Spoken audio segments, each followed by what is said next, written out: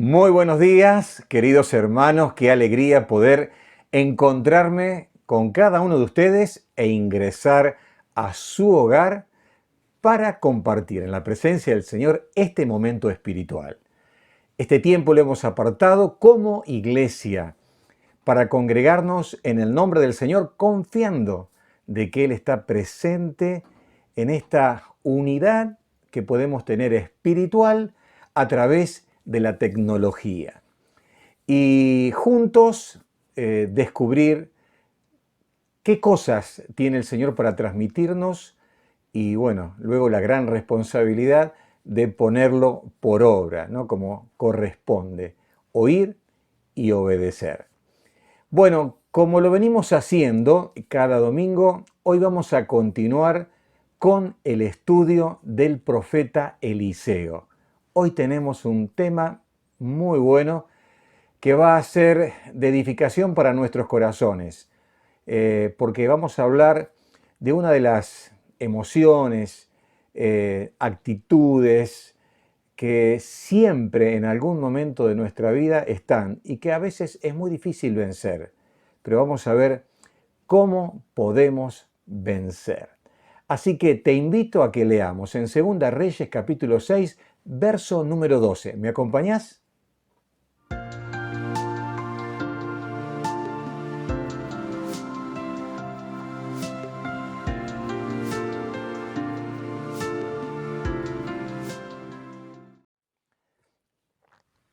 Bueno, entonces vamos a leer la palabra del Señor. Entonces uno de los siervos dijo: no, señor mío, está hablando uno de sus siervos a el rey Ben-Hadad, sino que el profeta Eliseo está en Israel. Él declara al rey de Israel las palabras que tú hablas en tu cámara más secreta. Y él dijo: id y mirad dónde está, para que yo envíe a prenderlo. Y le fue dicho: he aquí que él está en Dotán. Entonces envió el rey allá gente de a caballo y carros y un gran ejército, los cuales vinieron de noche y sitiaron la ciudad. Y se levantó de mañana y salió él, el que servía al varón de Dios, y he aquí el ejército que tenía sitiada la ciudad con gente de a caballo y carros. Entonces su criado le dijo: ah, señor mío, ¿qué haremos? Él le dijo: no tengas miedo, porque más son los que están con nosotros que los que están con ellos. Y oró Eliseo y dijo: te ruego, oh Jehová, que abras sus ojos para que vea. Entonces Jehová abrió los ojos del criado y miró, y he aquí que el monte estaba lleno de gente de a caballo y de carros alrededor, carros de fuego alrededor de Eliseo. Y luego que los sirios descendieron a él, oró Eliseo a Jehová y dijo: te ruego que hieras con ceguera a esta gente. Y los hirió con ceguera conforme a la petición de Eliseo. Después les dijo Eliseo: no es este el camino, ni es esta la ciudad. Seguidme y yo os guiaré al hombre que buscáis. Y los guió a Samaria. Y cuando llegaron a Samaria, dijo Eliseo: Jehová, abre los ojos de estos para que vean. Y Jehová abrió sus ojos y miraron y se hallaban en medio de Samaria. Cuando el rey de Israel los hubo visto, dijo a Eliseo: ¿los mataré, padre mío? Él le respondió: no los mates. ¿Matarías tú a los que tomaste cautivos con tu espada y con tu arco? Pon delante de ellos pan y agua para que coman y beban y vuelvan a sus señores. Entonces se les preparó una gran comida, y cuando habían comido y bebido, los envió y ellos se volvieron a su señor, y nunca más vinieron bandas armadas de Siria a la tierra de Israel. Vamos a orar al Señor para que Él bendiga su palabra y abra nuestro entendimiento. Señor, en esta mañana queremos que abras nuestros ojos, como abriste los ojos del siervo de Eliseo, porque queremos escuchar tu voz y queremos entender tu palabra.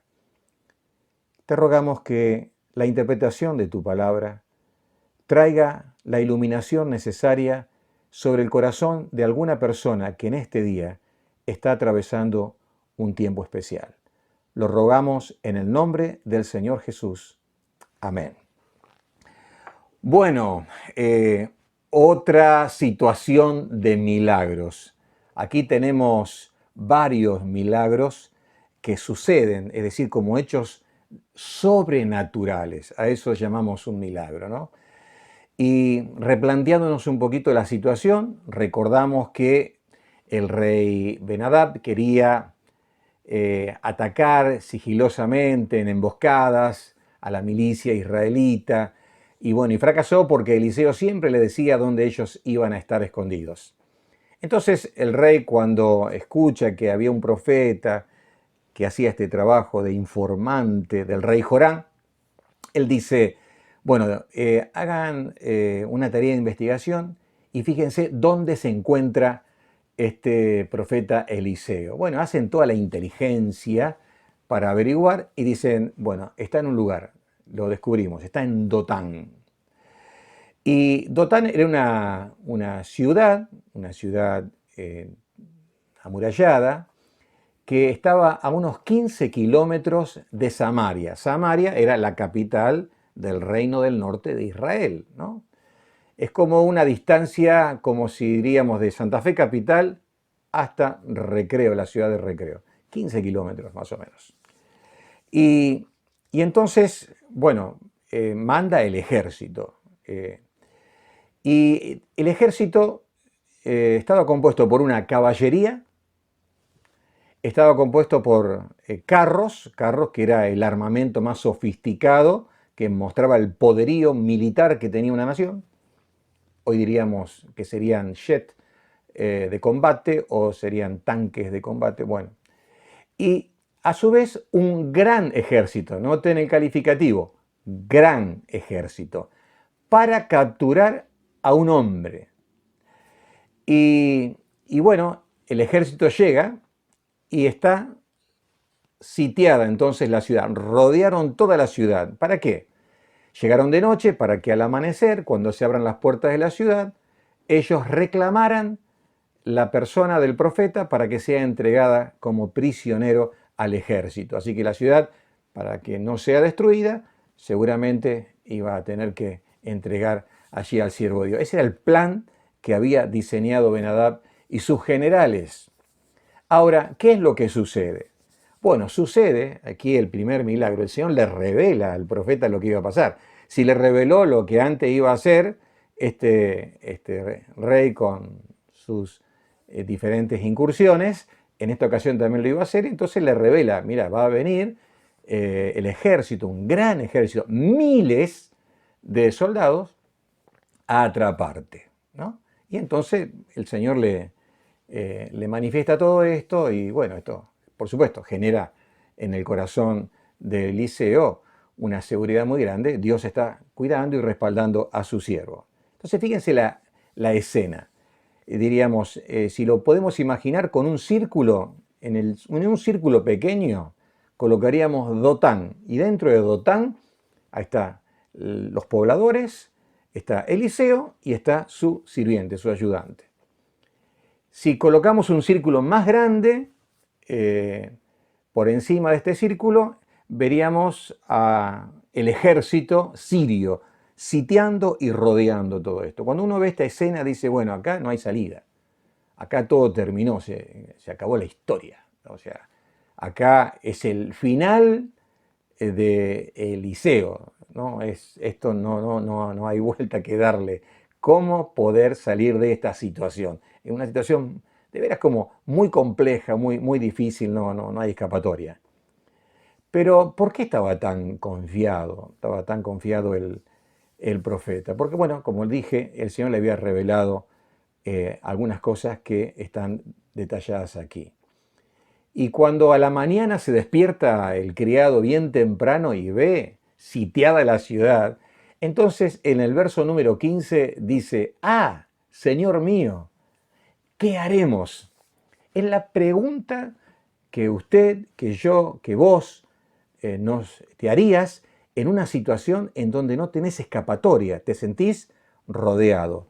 El ejército sitiando la ciudad es lo que representaría para nosotros una amenaza, algo que atenta contra nuestra seguridad. Te pregunto de paso, ¿te sentís rodeado por algo? ¿Sentís que hay algo que está amenazando tu vida y tal vez tu familia? ¿Ves que no hay muchas chances de poder salir airoso de una situación semejante? Bueno, así estaba, en este caso, Eliseo y el criado y toda la ciudad sitiada. Entonces, ¿qué hace Eliseo? Ora al Señor, le dice, Señor, mostrale a mi sirviente, que no era Giezi, porque Giezi había sido destituido de su servicio de ayudante al profeta. En el capítulo 5, ¿se acuerda cuando quedó leproso? Este era alguien como, tal vez nuevo en la fe, alguien que estaba, un hijo de los profetas, como que estaba acompañando y estaba haciendo su caminata tal vez inicial en su vida de fe. Y le dice entonces, Señor, ábrele los ojos para que vea. Y entonces Dios le abre los ojos, no los ojos físicos, los ojos espirituales. Tuvo una visión del mundo espiritual. Tuvo una visión de la actividad de los ángeles. Y nosotros sabemos que los ángeles, de acuerdo a Hebreos capítulo 1, verso 14, están al servicio de aquellos que heredan la salvación, al servicio del pueblo del Señor, al servicio, en este caso, del profeta Eliseo, y también están al servicio nuestro, cuando nosotros andamos caminando de la mano y en la voluntad del Señor. Y vio, dice, carros de fuego, y vio jinetes en caballos, ángeles de fuego. Toda una escena que muestra la actividad divina a favor, de este caso, del siervo del Señor. Y tal vez al pensar en carros de fuego, en caballos de fuego y demás, nos acordamos de lo que fue la captura o el arrebatamiento, esa venida a buscar de parte del Señor al profeta Elías, que fue en un carruaje de fuego, en un torbellino al cielo. ¿Nos acordamos de eso? Bueno, pero aquí lo que recibió es una visión de todo el arsenal, el poderío, la grandeza, la suficiencia divina que en ese momento estaba allí para que el siervo de Dios no sufriera daño alguno. Así que en esos círculos que vimos al principio, primero Dotán, un poquito más afuera, el ejército sirio rodeando, pero tenemos que mostrar que dice que todo el monte estaba lleno del ejército celestial, de los ángeles. Ahí vemos la presencia de Dios en esos ángeles guardando. Entonces tenemos esos tres círculos allí concéntricos que muestran distintas realidades. El que amenaza, el amenazado y el protector, ¿no? Esa fue realmente la escena. Y en el verso número 16, que es uno de los versículos hermosos que tenemos que tener subrayado en nuestra Biblia, dice, le dijo Eliseo, no tengas miedo, no tengas miedo, porque más son los que están con nosotros que los que están con ellos. No tengas miedo. Y en esta mañana me gustaría que nosotros podamos reflexionar sobre el miedo. Hablar del miedo es hablar de aquellas cosas que en nosotros, no aquellas cosas que produce en nosotros, es hablar de lo que se genera en nosotros cuando hay diferentes tipos de situaciones que amenazan nuestra seguridad. Fíjense esta definición. Una actitud de ansiedad o angustia causada por la preocupación ante una amenaza contra el futuro de uno, ¿no? Y entonces se genera en nosotros esa actitud, esa emoción de temor, de miedo. Pensar que cuando Dios diseñó y creó al hombre, esta emoción no estaba. En todo caso, podemos decir que el miedo en un grado regulado es necesario para que podamos vivir con prudencia, librándonos de males y de peligros. Pero cuando se salta ese límite de prudencia para el miedo puede ser algo realmente que dañe profundamente nuestra vida. Nos acordamos de nuestros primeros padres que luego que ellos pecaron, lo que tuvieron fue miedo de enfrentarse y rendir cuentas a Dios de lo que ellos habían hecho. A partir de Génesis capítulo 3, el miedo comienza a ser parte de la experiencia de cada uno de los seres humanos y aún de cada uno de los hijos de Dios, de los creyentes. En diferentes etapas de nuestra vida, el miedo, el temor, a veces puede ser una especie de fobia que se enraiza en nuestro corazón y nos controla de manera total. Ahora, así como existe la realidad del temor, hay muchísimos casos en donde Dios sale en respuesta a nuestro temor o potencial temor para darnos palabras de ánimo, palabras que son promesas para nosotros, que traen paz a nuestro corazón y que nos alienten a avanzar confiando en el Señor. Vuelvo a preguntarte, ¿estás en una situación que tal vez te genere algún tipo de miedo? Vamos a ver 4 casos en donde Dios responde al miedo que genera una determinada situación. Así que te invito a que lo podamos ver en forma rápida. En primer lugar, vamos a ver el temor frente a un sufrimiento transitorio. Vamos a leer en el libro de Apocalipsis, capítulo número 2, verso número 10. Dice, Jesús está aquí, Jesús glorificado, resucitado, le dice a esta iglesia, la iglesia de Esmirna, no temas en nada lo que vas a padecer. He aquí el diablo echará a algunos de vosotros en la cárcel para que seáis probados y tendréis tribulación por 10 días. Sé fiel hasta la muerte y yo te daré la corona de la vida. Nos encontramos aquí con una situación de la iglesia de Esmirna. Esta iglesia modelo, esta iglesia, la iglesia sufriente, la iglesia leal al Señor. El Señor la anima y le dice, no temas lo que vas a padecer. El diablo echará a algunas personas a la cárcel y esto será por 10 días. Entonces, puede ser de que el temor llegue a nuestras vidas como una experiencia que tenga un tiempo de inicio y un tiempo de terminación. Fíjense lo que dice el verso número 10. No temas en nada lo que vas a padecer. Un sufrimiento transitorio por un corto de tiempo. A veces suele pasar así en nuestra vida que tenemos que atravesar una situación por un periodo de tiempo.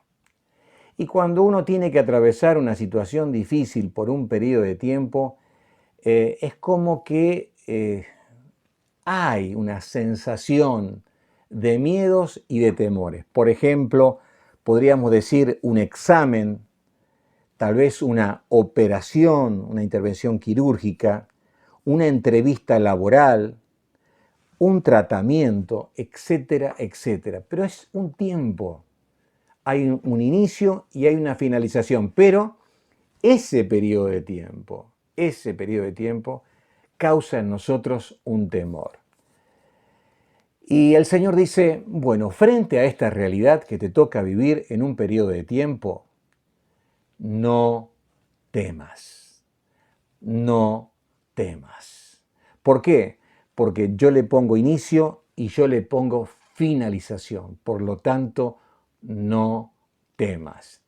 La clave en todo esto es que el Señor nos dice, no temas, porque también nos dice, yo estoy contigo, yo estoy contigo. Y esto me hace pensar un poco, para ilustrarlo, la experiencia que en este tiempo me está tocando vivir a mí y a mi familia. Como ustedes saben, estoy atravesando el tratamiento por una enfermedad maligna y el tratamiento también es transitorio, porque tiene un tiempo de inicio. Para mí empezó el 1 de septiembre y va a tener un tiempo de finalización. Ahora, en ese periodo donde se hace el tratamiento, que tiene diferentes sesiones, en una sesión se colocan drogas, son 120 horas de drogas que recibe mi cuerpo. Eso se hace durante 5 días. Luego vienen 5 días post-tratamiento, donde el organismo, ya carente de la medicación y de los químicos protectores del organismo, sufre el cimbronazo de las drogas y todo el efecto residual que ellas tienen en el organismo. En ese tiempo se vive una experiencia dolorosa, fuerte, traumática, bastante fuerte. Pero una de las cosas que a mí me ha ayudado es saber que empieza y termina, y que mi mirada no tiene que estar en el tratamiento, sino en el resultado, es decir, en el final de la experiencia que uno está viviendo. ¿Por qué? Porque de esta forma uno puede enfrentar lo que tenga que enfrentar con una actitud diferente y con una resistencia mental y física totalmente diferente. Porque algo empieza y algo termina, y es el proceso por medio del cual la sanidad y la salud puede llegar a mi vida. Hermano querido, de la misma forma, en la vida te vas a encontrar con una serie de situaciones difíciles, pero hay situaciones, como el caso de la iglesia de Esmirna, que empiezan y terminan. ¿Y qué le dice el Señor a la iglesia? Sé fiel hasta la muerte. Confía, sé fiel hasta la muerte. No bajes los brazos, que yo te daré la corona de la vida. En segundo lugar, me gustaría que veamos el temor ante los desafíos futuros. Vamos a leer en Deuteronomio, capítulo 1, verso número 21. Dice, mira, Jehová tu Dios te ha entregado la tierra de Canaán, la tierra prometida. Son palabras de Dios a través de Moisés a la nación de Israel. Sube y toma posesión de ella, como Jehová Dios de tus padres te ha dicho. No temas. ¿Qué dice? No temas ni desmayes. No temas ni desmayes.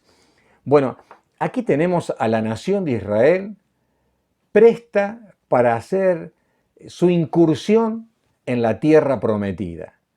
Todo lo que Dios había prometido a Abraham, a Isaac y a Jacob, y que también se lo prometió a la nación de Israel a través del profeta Moisés, ahora estaba delante de ellos la posibilidad de posesión.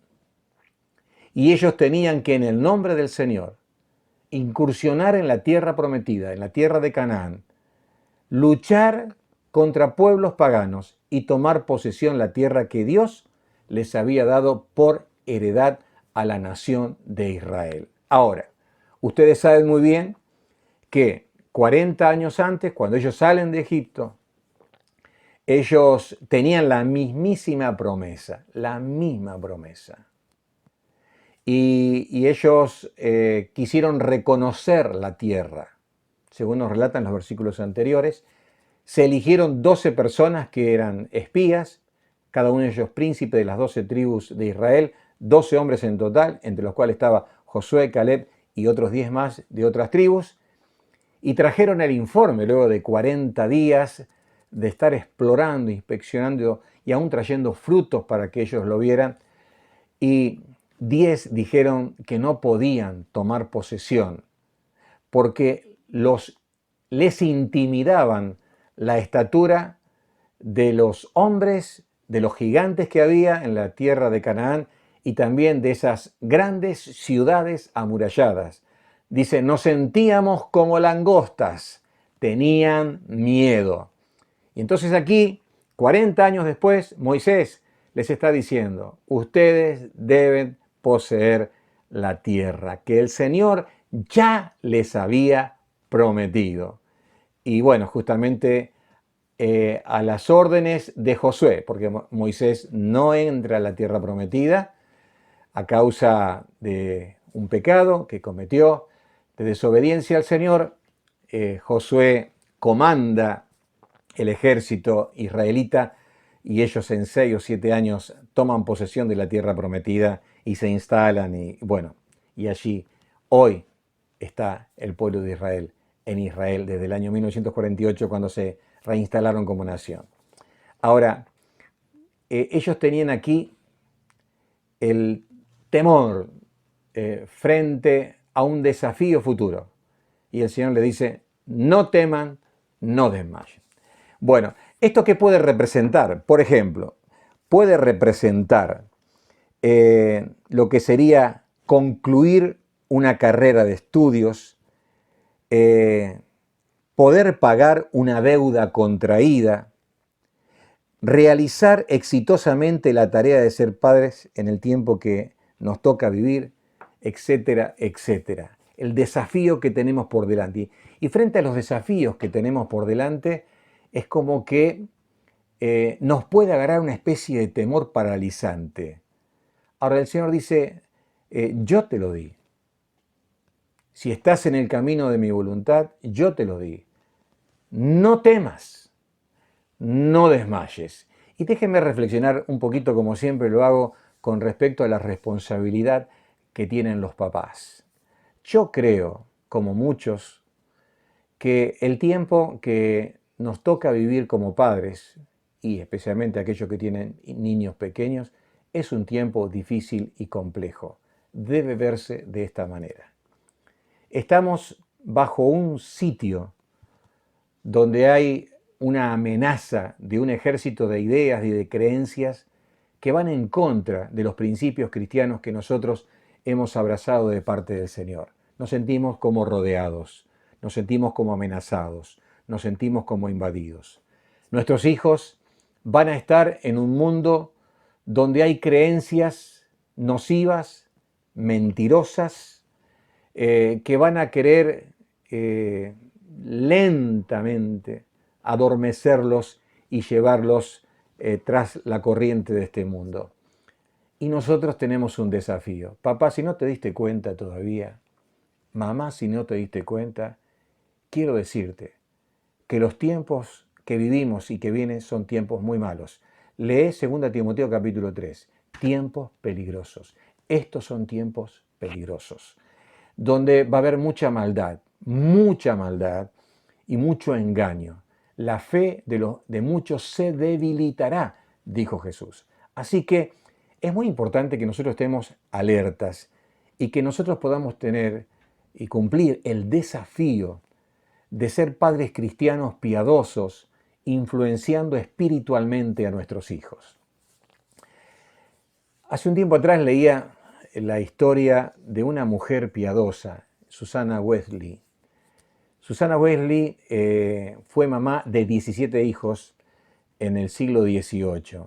Uno de los grandes y famosos conocidos hijos, John Wesley, autor de himnos y también un líder de un gran avivamiento espiritual en Europa, fue lo que fue y los hijos fueron lo que fueron gracias a la influencia espiritual que tuvo su mamá, una mujer que tenía muy pocas horas en el día para ella, pero donde apartaba un tiempo para estar de rodillas, para presentarse delante del Señor y presentar la vida de sus hijos. Una mujer que diariamente se comprometía a tener algún encuentro con alguno de sus hijos para charlar de cómo estaban sus vidas, para tratar de inculcarles la fe, enseñarles la palabra de Dios, hacerles memorizar la palabra del Señor. Se lo tomó muy en serio y le fue muy bien, gracias a Dios. Nosotros tenemos una gran responsabilidad, un gran desafío de ser una influencia espiritual para nuestros hijos. Que nuestros hijos se puedan levantar como columnas firmes de hombres y mujeres de fe, que abracen la fe cristiana y defiendan los principios, los valores de la palabra del Señor, y no solamente esto, sino que los promulguen, los difundan y sean testimonios, antorchas ardientes que iluminen en un mundo de oscuridad. Bueno, mucho de eso es responsabilidad de los padres. Diríamos que la responsabilidad máxima es la de los padres. Así que tenemos que estar atentos a esto, mis queridos hermanos. En tercer lugar, temor ante un pronóstico fatal. Vamos a leer en Génesis, capítulo número 21, verso número 17. Y oyó Dios la voz del muchacho, y el ángel de Dios llamó a Agar desde el cielo y le dijo: ¿qué tienes, Agar? No temas, porque Dios ha oído la voz del muchacho en donde está. Levántate, alza al muchacho y sosténlo con tu mano, porque yo haré de él una gran nación. Entonces Dios le abrió los ojos y vio una fuente de agua, y fue y llenó el odre de agua y dio de beber al muchacho. Bueno, aquí tenemos una historia muy interesante, la historia de Agar y su hijo Ismael. Resulta que había una situación de tensión en la familia de Abraham porque el niño Ismael, era como que maltrataba, se burlaba del pequeño Isaac, que era el hijo de la promesa. Eso puso bastante mal a Sara, habló con su esposo. El Señor le habló a Abraham y le dijo: bueno, hazle caso a tu esposa. Entonces, ¿qué es lo que hace Abraham? Bueno, le da agua para el camino, algo para que coma, y la despide. Y esta mujer se va al desierto de Berseba. Y caminando, durante mucho tiempo se quedan sin agua. Y entonces no tienen salida. Y frente a esa realidad de que la vida se les terminaba porque no tenían cómo hidratar su cuerpo, ella deja a su hijo en un lugar y se va como a 100 metros de distancia para no estar al lado de su hijo cuando él muera y dejarse morir allí a la distancia. En esa situación, el hijo, Ismael, llora y ora al Señor. Fe que había tomado, aprendido de su padre Abraham, y dice el Señor que escucha la oración. Y entonces le habla a Agar y le dice: no temas. Y le muestra un lugar donde había agua y le promete y le profetiza que su hijo iba a ser una gran nación. Justamente llegó a ser una gran nación, llegó a tener 12 tribus como las tribus de Israel, se hizo un pueblo numerosísimo. ¿De dónde salen los árabes? Los árabes salen de Ismael, se llaman los hijos de Ismael. Pero el Señor, frente a esta realidad de tener un pronóstico fatal, como diciendo: bueno, esto termina, esto se termina, acá no hay salida, esto es fatal, ¿no? Frente a esa realidad de un pronóstico fatal, ¿no? El Señor dice: no temas. ¿Por qué? Porque yo tengo la última palabra y yo puedo darte la salida. Yo te puedo dar la salida. ¿A qué podríamos hacer referencia con respecto a esto? Por ejemplo, podríamos estar haciendo referencia a el alejamiento de un hijo del camino del Señor, ¿no? Vemos como pronóstico, esto no termina bien. Él va camino a alejarse del Señor. Una ruptura matrimonial, vemos un matrimonio en crisis y pensamos: bueno, esto no va más, esto va camino al divorcio. Es un pronóstico negativo, totalmente fatal, es un pronóstico de destrucción. El cierre de un comercio, de un negocio, decimos, la economía, como le ha pasado a tantos negocios en este tiempo, esto no va más, tenemos que cerrar todo, ya no hay más salida, no podemos, no tenemos más recursos, no tenemos más capital, nos hemos comido todo, no hay nada, no hay ganancia, no hay nada. O tal vez la posibilidad de la misma muerte, ¿no? Decimos, bueno, esto ya no va más, esta enfermedad es de muerte, la vida se concluye, la vida se termina. Una de las cosas que nosotros tenemos que saber es que Dios tiene la última palabra en todas las cosas. Y así como el Señor le dijo a Agar, no temas, tal vez si vos estás pasando una situación que ves que no tiene retorno, que va camino a la destrucción, que va camino a lo fatal, al desastre, el Señor te puede decir en esta mañana, no temas, yo puedo hacer que eso sea diferente. ¿Cómo le pasó a Agar? ¿Cómo le pasó a Agar? Aún fíjense, hermanos, frente a la realidad de los peligros, peligros de la misma muerte, en una situación, en un asalto, por ejemplo, ¿no? Donde uno está frente a una persona que está armada apuntándonos y que está drogada, por ejemplo, o alcoholizada, y que en cualquier momento para sacarnos algo nos quiere pegar un tiro.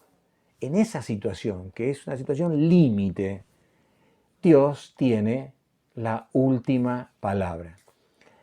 Y recordemos algo que yo lo mencioné hace varios meses, el año pasado, lo vuelvo a recalcar, lo he leído hace poco en un escrito de un autor alemán cristiano, justamente haciendo un comentario sobre Eliseo y este pasaje, que dice que mientras un cristiano esté haciendo la voluntad de Dios, es inmortal hasta que acabe con su ministerio o hasta que cumpla el propósito de Dios.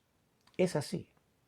Cuando el propósito de Dios en nuestra vida se cumple, es el momento en que Dios llama a sus hijos. Por eso, Juan el Bautista partió a la presenciación una vez que terminó su ministerio. Jesús dijo, he acabado la obra que me diste que hiciese. Y entonces partió hacia la cruz para luego ir al cielo. Y así podemos mencionar el caso del apóstol Pablo y tantos otros que a veces hemos mencionado. ¿Por qué? Porque el Señor es el que tiene la última palabra. Así que, si tu negocio está en crisis, si tu matrimonio está en crisis, si la situación de tu familia, de tus hijos, ve que va camino hacia un despeñadero, podemos confiar en el Señor y no temer porque Él es el que puede hacer que todo tenga un giro. Y para concluir, en cuarto lugar, temor ante una situación irreversible.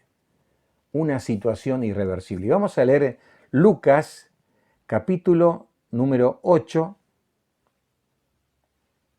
verso número 49.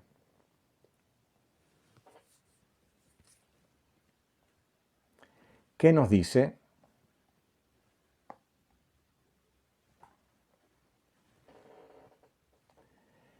Estaba hablando aún cuando vino uno de la casa del principal de la sinagoga, este era Jairo, a decirle, tu hija ha muerto, no molestes más al maestro. Verso número 50. Oyéndolo Jesús le respondió, no temas, no temas, cree solamente y será salva. Y aquí tenemos una situación irreversible. Es decir, no hay acá ya está el diagnóstico, ¿no? Él iba a la casa de Jairo para sanar a la hija, pero alguien de la casa vino y dijo, no moleste más al maestro, tu hija ya ha muerto, ya no hay más nada que hacer. Y a veces suele pasar así, que decimos, ya no hay más solución.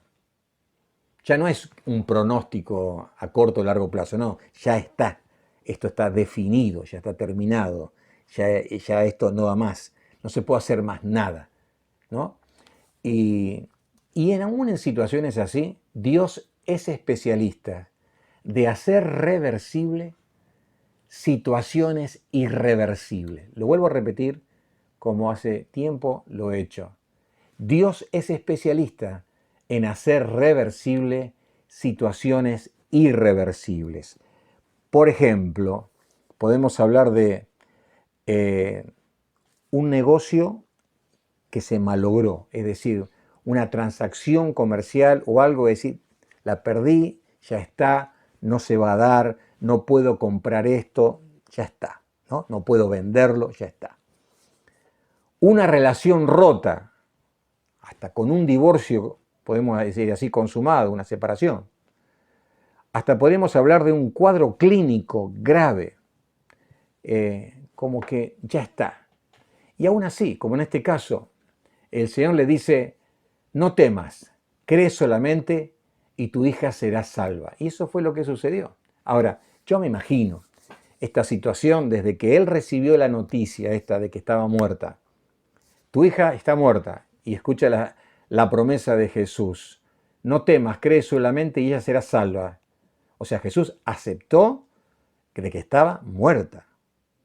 O sea, el diagnóstico de la persona que avisa es muerte. El diagnóstico de Jesús es muerte. Pero el Señor tiene poder, dice la Escritura, para resucitar las cosas que están muertas. Y entonces van con toda la gente, lento, caminando todo, hasta la casa de este principal, de Jairo. Y entra. Y lo llama a Pedro, a Jacobo y a Juan, y le dijo a la niña, niña, y los papás, niñas, a ti te digo, levántate. Y la niña se levanta. La niña se levanta. Y le dicen, denle de comer. Y el Señor hizo este milagro de resurrección en un adolescente. Mis queridos hermanos, el Señor puede revertir cualquier situación compleja, la más compleja de todas, Él lo puede hacer. Yo recuerdo hace muchos años atrás, con Alicia queríamos comprar una casa en Recreo y sacamos un préstamo, pero el préstamo que nosotros sacamos no alcanzaba para comprar la casa. Teníamos un departamento, pero no lo habíamos vendido y la operación era una operación para hacerla rápido porque había premura para hacer la transacción. Y recuerdo que yo hablé por teléfono con la inmobiliaria y es como que no llegábamos y no llegábamos. Y bueno, gracias a Dios que tengo al lado mío una gran mujer de fe. Y en ese momento ella me dice, Daniel, ¿por qué no le hacemos una contrapropuesta? En vez de tratar de vender nuestra casa, ¿por qué no agarramos y le ofrecemos nuestra casa como parte de pago y usamos el préstamo? El préstamo que nos dieron en 100% y la casa al 100%. No tenemos más que eso, lo ofrecemos. Y recuerdo que levanté el teléfono, ella fue, habló por teléfono, hizo la propuesta. Luego vino la respuesta. Y la respuesta fue sí. Eso daba todo inicio a todo un proyecto misionero que íbamos a hacer en la región allí. Pero el Señor, algo que estaba muerto, le dio vida. Y siempre recordamos con Alicia el versículo de lo que el Señor le dijo a Marta, a María, ahí cuando su hermano estaba muerto. ¿No te he dicho que si crees, verás la gloria de Dios?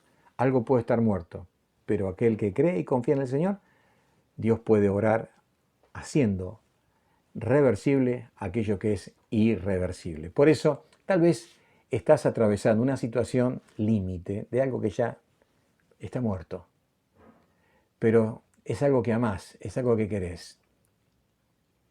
Podemos confiar que aún el Señor puede revertir tu situación que ya está declarada.